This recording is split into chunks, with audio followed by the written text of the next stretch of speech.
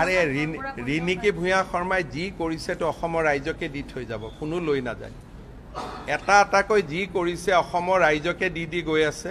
News লাইভো অসমৰ ৰাইজক দি থৈ যাব, চব অসমৰ ৰাইজকে দি থৈ যাব। মোৰ ল'ৰা ছোৱালীৰ কাৰণে একো নাথাকে, সেইটো চিন্তা কৰিব নালাগে। এইটো আপোনালোকে ধৰি লওক যে ৰিণিকী ভূঞা যিখিনি কৰিছে, যেনেকৈ গণেশগুৰি মাটিটো দেখুৱাইছিল, তাত এতিয়া কি হ'ল? সাই বাবাৰ মন্দিৰ হৈ গ'ল। মোৰ নেক্সট মাটি এটা আছে জুৰুডত, তাত এতিয়া শিৱজীৰ মন্দিৰ এটা বনাব গৈ আছোঁ। বান্দিয়া স্কুলো এসময়ত অসমৰ ৰাইজৰ কাৰণে আহি যাব, ৰিজৰ্টো অসমৰ ৰাইজৰ আহি যাব। মোৰ ল'ৰা ছোৱালীকতো একো নালাগে, চব ইয়াতে থাকি যাব। এইটো চিন্তা নকৰিব, উইলখন পঢ়িলে গম পাই যাব পিছত। একো লৈ যোৱা নাযায়। খালি কাৰোবাৰ যদি উপাৰ্জন হয়, টকাকেইটা কি কৰিব? এতিয়া নিউজ লাইভত প্ৰফিট হ'লে টকাকেইটা পানীত পেলাই দিলেই হ'ল ৰাতিপুৱাই গৈ পেলাই। এতিয়া কি কৰিব? এতিয়া কিবা এটাতো কৰি থাকিব লাগিব নহয় জীয়াই থকালৈকে। গতিকে এইবিলাক কৈ লাভ নাই, এইবিলাক অসমৰ সম্পত্তি বুলি ধৰি থৈ দিয়ক, যে এইবিলাক চব অসমৰ মানুহৰ কাৰণে আহিব। নিউজ লাইভৰ এমপ্লয়ীবিলাকেই পাব।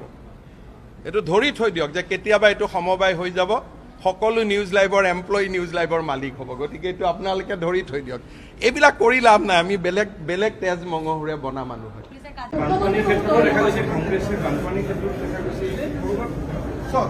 আজি মই যেতিয়া USTMৰ কথা গোটেইখন হুলস্থুল লগাই দিলে, কিন্তু তৰুণ গগৈতো এইটো কথা কৈ গৈছিল। মইতো ফাইলৰ পৰাহে পালো।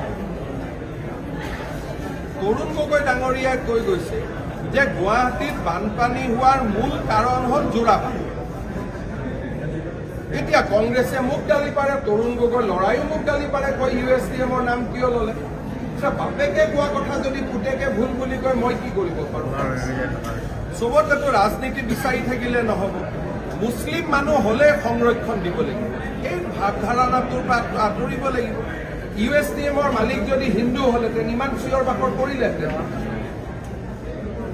আজি যিটো তৰুণ গগৈয়ে কৈ গৈছে, এবাৰ নহয় 2005ৰ পৰা 2014লৈকে মই পেপাৰ কাটিং ওলাইছোঁ, 25টা পেপাৰ কাটিং পাইছোঁ এতিয়ালৈকে। তেওঁ কৈছে মেঘালয়ে কেছ দিব লাগে, মেঘালয়ে আমাক শেষ কৰিলে।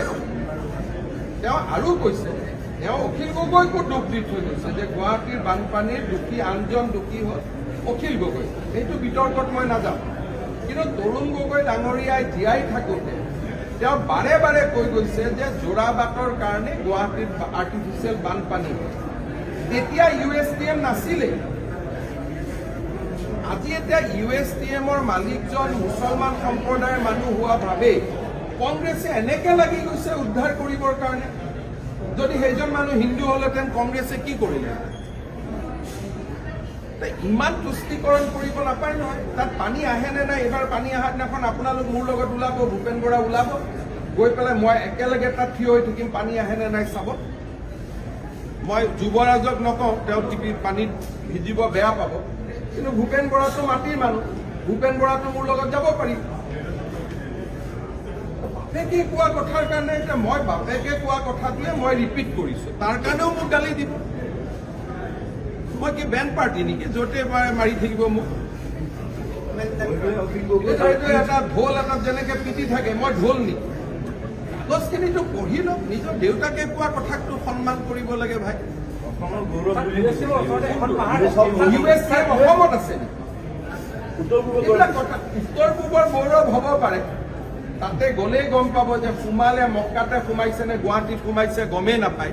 সেইটো হ'ব পাৰে উত্তৰ পূৰ্বৰ গৌৰৱ, কিন্তু অসমৰ গৌৰৱটো নহয়, অসমৰ সংকট। এতিয়া আমি গ্ৰীণ ট্ৰিবিউনেলতো যাম আৰু এনেকে ৰেহাই নিদিওঁতো।